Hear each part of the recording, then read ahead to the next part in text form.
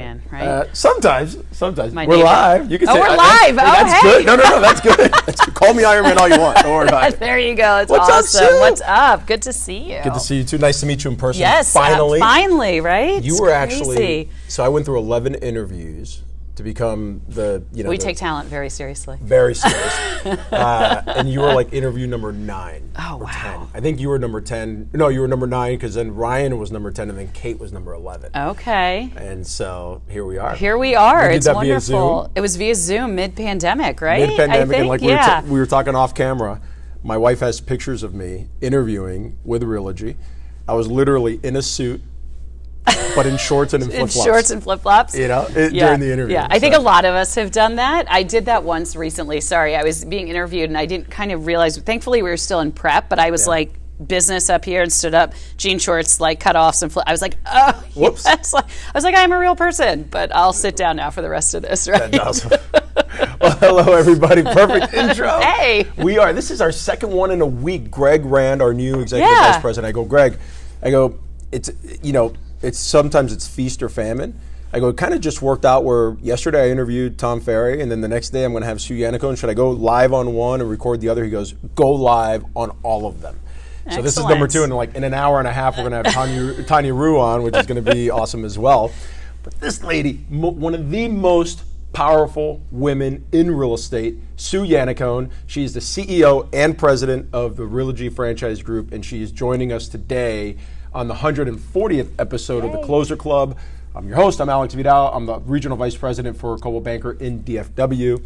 You ready? I'm ready. Let's do it. All right. So just to set the stage for this a little bit, I said you're one of the most powerful women in real estate. Yeah. How many, under the Realogy franchise group, how many agents does that encompass? Close to 300,000. Okay, so close to 300,000 agents. And here I have 1,000, 300,000. How many different offices? Oh my gosh, thousands of offices all over the globe. All over the globe? All over the globe, thousands. So your bio said at least 2,500 franchisees, yeah. Yeah, your bio said over 16,000 offices. It's a lot. That's a lot, that's awesome. Yeah. And the brands are? Century 21, ERA Real Estate, Better Homes and Gardens Real Estate, Corcoran, and Sotheby's International Realty, and I have all of the franchise operations and then owned for Sotheby's International Realty and Corcoran as well. So running the brokerages there too, with an amazing team. This is not the Sue Show. It's all about the team. It's all about today the it's team. About the Sue Show. It's all about the team. All right, so we have a tremendous amount of women viewers, right? And you are one of the most successful people in real estate, woman or male, doesn't matter, right? What was your rise like for somebody like me who's been in the business 24 years. I have career aspirations of growing into these roles. What was your rise like? What was it? How did you start? I started as a realtor. Okay. So I got a degree in finance from Clemson. Go Tigers! Oh, really? Of my tough year. Yeah. Tough start. Tough one game. Let's be clear. Tough one game. It's okay. But that's okay. We'll pull it together. Listen, they're still better than when I was there. I'll date myself and say how bad we were when I was there. But still a fan.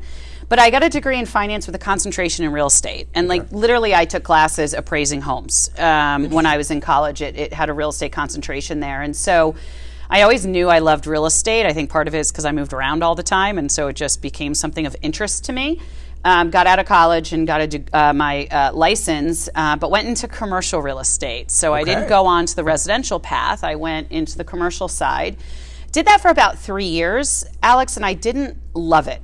I had success, but I didn't find that I was passionate about it. I knew, this was something, especially in a sales-driven, entrepreneurial business, you have to get up every day and just fight the fight, right? Especially in commercial real estate. Oh gosh, that's the Wild West today. It's a and I naively was like, I only want to work Monday through Friday because 9 to 5, 20 or something, and that's what you think life is. So I switched after a couple of years, and I went over to work for a company called GMAC Home Services, which those of us that have been in the business for over 20 years may remember. It was a mortgage company that also had a home services division that was franchise owned. GMAC. And look, that's where kind of my then 20 years over here on this side of the business sort of started. And I was in contract administration. I did business and process risk management. I worked negotiating all the contracts with our franchisees at the time, with our affiliates, and writing the contracts. And one of the things that I kind of took with me from my original sales days that kind of fueled and informed every role I had thereafter was that sales connection. Understanding how hard it is in the field, in the folks that are getting up every day and selling the houses or selling the buildings or doing whatever. And for those people that were sitting kind of behind the curtain on the corporate side, you can't lose sight of that. And so when I was negotiating contracts, I was always keeping in mind what the boots on the ground really needed. And I was also very aware of the commitment and the obligation we had to these entrepreneurs, to these business owners, many of them, family-run businesses, what they were entrusting us with. And so, kind of a long, segue there, but awesome. It's really important to me because it became the foundation for my leadership style and what I challenge my teams to do, which is never forget who you're serving in the role, whether that be your employees or your customers in the field or whomever. And look, that job morphed over time. I ran call center help desks on the franchise side. I was our relocation conduit with our relocation company. I launched a broker-to-broker referral program. Our company was ultimately acquired by a company called Brookfield out of Toronto, Brookfield Residential Property Services. We then acquired a company called Real Living. We changed all the GMCs to Real Living, and then God, you're right. They had the red sign with like a white line. Yes, kind they're of going still through. out there. Yeah. So, and then we acquired Prudential Real Estate and Relocation, and through that, I became vice president of operations, so doing a lot of the operations work, and then I rolled into a role at what is now, another company in the industry. I was the senior vice president of services. So everything from like you sell a franchise, they onboard, which for me is the day that renewal starts, right? The day they sign that agreement. Training, operation, everything you can think of in running that business, and then launched a brand. So I've done a lot of different things. Wait, what brand did you launch? I was on the team that launched the Berkshire Hathaway Home Services brand. Wow. Which was formerly Prudential. Which was formerly Prudential. That was a change. big deal. That was a big, so worked on that team, driving that process, really overseeing that operations process of rolling all of those out. And doing all of that. That was a big one, by the way. I was with Prudential for many years in California, in Florida, and Colorado. Yep. And I'm still very close with all those owners. And when I speak to them about that shift, it was like they didn't want to leave The Rock. Yeah. The Rock had like 98% brand consumer recognition, et cetera. So kudos. Good job. And going to really, at the time, a brand that had never used that name in a consumer-facing product. And so you were really creating the first time that was being used in an exceptionally consumer-facing product, right? Business, real estate. And then I got a call from Realogy. And ironically, through all of this, by the way, I've lived in Jersey. Like, I never moved. Yeah. So, and Realogy was right down the road. And I took the role as the COO of the ERA franchise group. And about a year later, I was the CEO. And then about 18 months later, I went to Coldwell Banker Realty, to the owned brokerage, and I spent a little over 2 years running a substantial portion of Coldwell Banker Realty, the owned brokerage, which was such an amazing and eye-opening and education. Like, I mean, talk about really getting back to the roots and meeting and. I'll pay you the 20 later for saying that. And then last November, got a call from Ryan Schneider, and now am doing this job. So. It's been a long 20 years. It's a lot. So two things, one question and one comment. So the comment is you put the agents first. And it's interesting. I always tell our leadership and our agents, we have an inverted triangle. Mm-hmm. Our agents are the boss. Because if they're not making the money, nothing else matters. Our sales managers, boots on the ground, are there to support the agents immediately. Mm-hmm. Our role as RVPs, DMs, et cetera, is to support the sales manager and the agents. Charles, my boss, is there to support me, the manager, and the agents, et cetera. And it sounds like you have a very similar philosophy. Throughout that process, how many times did you raise your hand versus them calling on you, saying, hey, I want that job? Did it take that, or was it they just called upon you? So it feels kind of obnoxious to say. I'm not sure I ever raised my hand. Interesting. That's not obnoxious. I think I raised I don't know that it was that good, or that I raised my hand so many times in little incremental ways that my hand was always up. I think I've always worked for leaders that, in the beginning, saw something in me before I saw something in me. I often say they put me at the table before I was ready to be at the table, and I've always had an unbelievable need to succeed when others have given me their backing, right? If they have confidence in me, I can't let people down. I just feel that way. And so I always rose to the occasion that they put me in. Sure. And so I think I was always the can-do person. So I don't think it was like, hey, I really want that job. It was just, I saw something that needed to be done. For example, we would do, we were acquired. Well, somebody needed to do some of the integration work, and I just did it. And it was never like, oh, well, what am I going to stop doing? Or it was like, I just did a lot. I would say along the line, probably in the last couple of years, I've been more intentional about making that known, what I wanted and what the opportunities I'd be willing to take were, or whatever. But I've been pretty fortunate that way.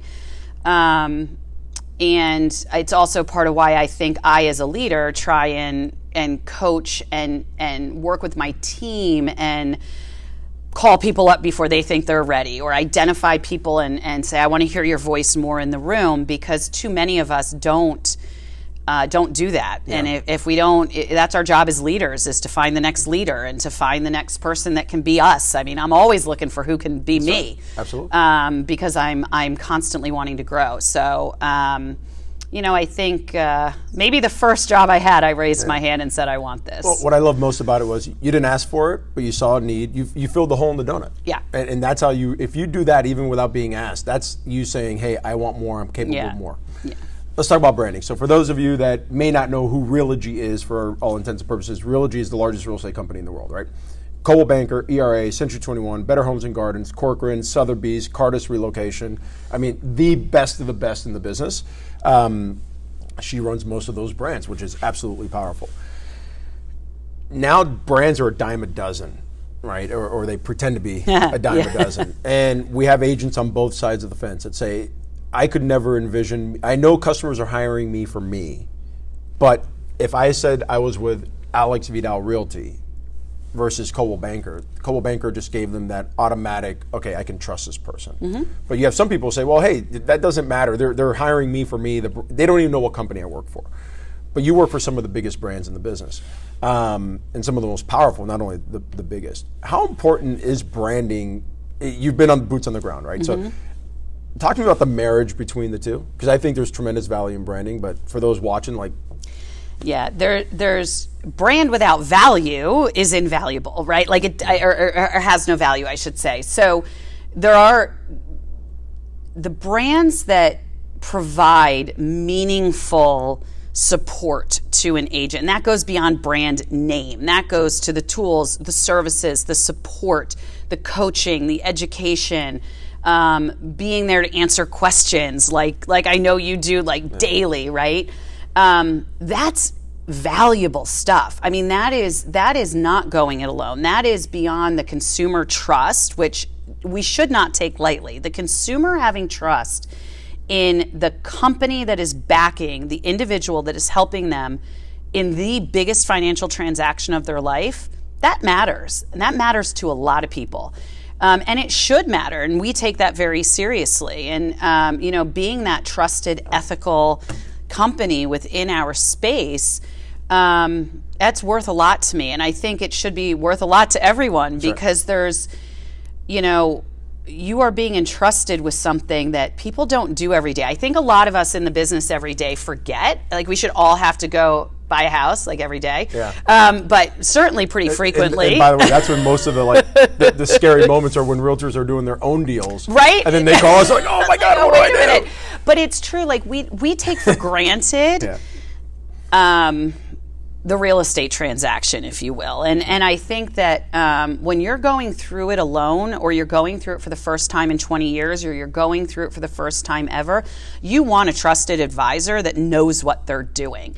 And not everybody knows that, and training and education comes for that. So that's part of the value. I think the other is, what a company can provide from a scale perspective, from a thought leadership perspective, from just insights and awareness, watching trends and seeing where the industry is going, pivoting and evolving to help the agent stay relevant to the consumer of today is really important. And when you're an agent, man, you are by and large head down doing your business every single day. It is get up, go after it, start again tomorrow, right?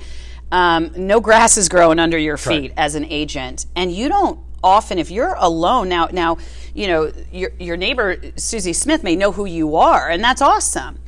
But how many Susie Smiths are out there every single day transacting? How many of your neighbors? How many, right? So how do you continue to focus on growing and reaching more people while you're doing these transactions every single day? And if you're truly running a business, which you should be, you need the support to think about data and analytics, market research, education and training, recruiting. I mean, there's so much that goes into it. That support is a lot more than a name, right? And the brands that we run provide that to the agent so they can focus on what they do best and we focus on what we do best. And that all of those things are becoming harder and harder to do without the size and the scale and the data and the reach and the thought leadership and the analytics and just being part of something bigger. So I think they're actually becoming more valuable and valuable in a different way. So when a franchise or a potential franchisee reaches out to you, what's the biggest driver for Alex Vidal Realty to call and say, hey, Pam Liebman, I want to be Corcoran. Yeah. Right. And if you call Pam Liebman, you're going to be Corcoran, by the way, because she is going to, you know, if she wants you, she's going to get you. She's amazing. Funny story about Pam, and I love Pam. She is a firecracker. Yes. And I don't know if she's going to watch this or not, but so Pam was supposed to be on the show, and we booked it for like a Friday. She was in Miami. I can't remember if we were meeting at, I think we were meeting at a hotel she was staying at, and she didn't realize that it was on video. And so she had just come back from a run. I'm sitting down, I'm in a suit, waiting outside in Miami Beach. She had just come back from a run, and she was all sweaty. I'm like, Pam, it's on video. She goes, oh my God, I thought it was recording only. So we have Pam, you and I have a rain check. You have a rain check. She just left. You could have grabbed her. Oh, no way. Yeah. But I will tell you that what was so cool about it was that no cameras, her and I just chatted on a Friday afternoon.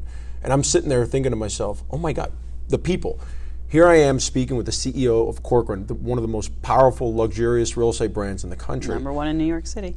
And she's just giving me the, like I was a long lost friend. And that, I will never forget that. Yeah, and that's our company. And I think people, you know, I'll get to your question in a second, but even during the last year, during the 18 months that we were dealing with the pandemic, and I guess we still are in for all intents and purposes, but the value, the ability for us to share our global knowledge of what was happening with our customers, with our brokers, being in the business of running brokerages, 3 different brokerages, and the franchise, we were able to connect people. Right. We were able to help people navigate through. And that's a different, that 20 months ago, I never would have said like, oh, the ability to help people understand how to shut down during a pandemic.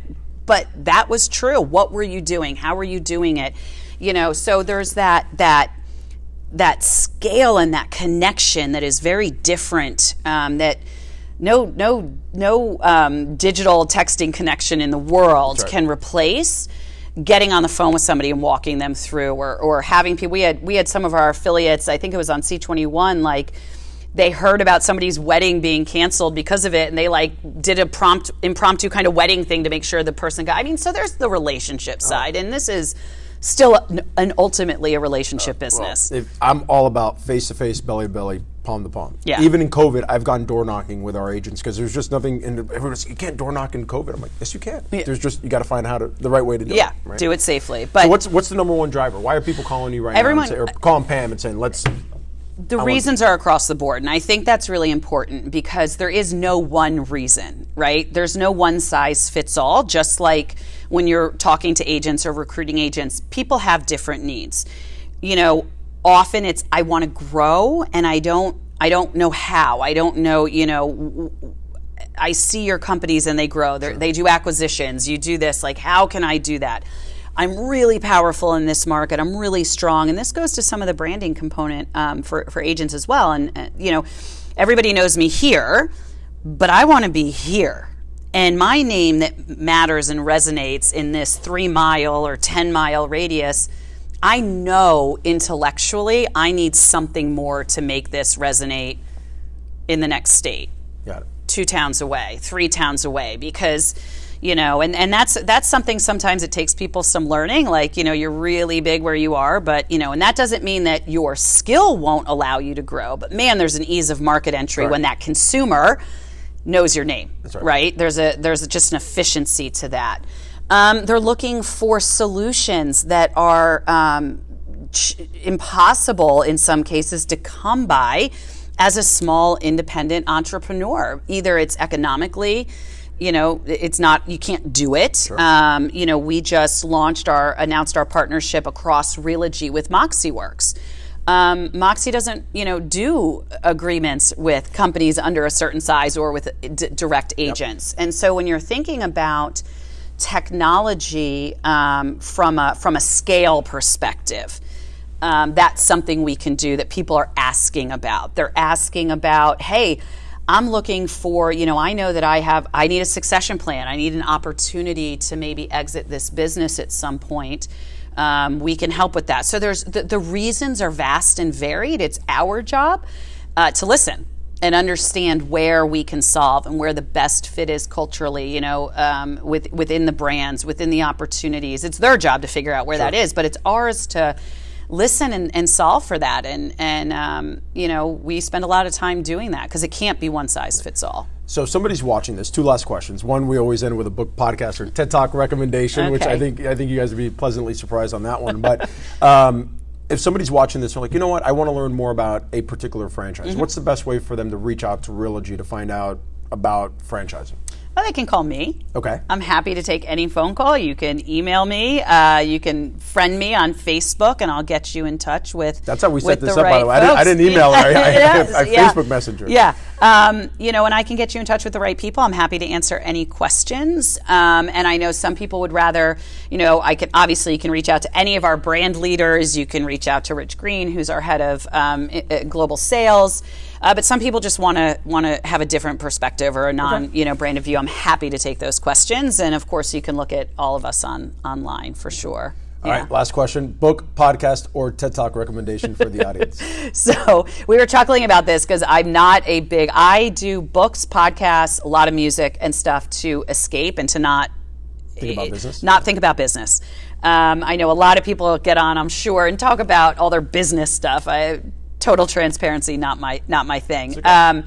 So I would say podcasts are all true crime related podcasts for me. I am obsessed with that. Just, you know, I've listened to a couple on some of the recent things recently that have been in, you know, the news. Like I love the ones like Ronan Farrow did To Catch and Kill, right? Okay. And about the book, but the story behind. I like getting more than the headline on some of what you hear in the news. So that's more where I focus my time. One of my favorite shows back in the day was The First 48. Yeah, yes, fantastic. Then my kids started getting older. Then I couldn't watch it around them anymore. I'm like, all right, I gotta. Yeah, I mean, give me a good true crime story any day, and I'm in. You crushed it. If you could not feel her energy, then I don't know. I now see why. Amazing. Oh, well, thanks for doing this. I'm going to go back and turn off the camera. Yeah, Any parting words for the audience? No, I think, look, you guys, I hope I found you wasted 5 minutes of your time and found value in it with me. I'm kidding. Take care. Have a great time. There you go.